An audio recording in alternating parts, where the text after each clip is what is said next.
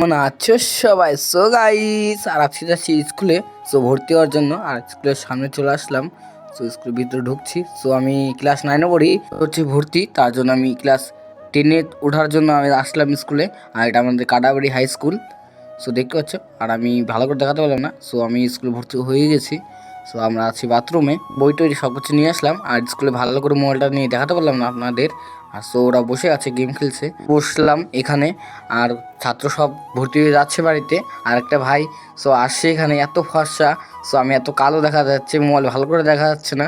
আর so কে ফর্সা কে কালো একটু বলবা কমেন্ট করে। আর এখানে ম্যামগুলা সো ফটো উঠাচ্ছে, দেখতে পাচ্ছ।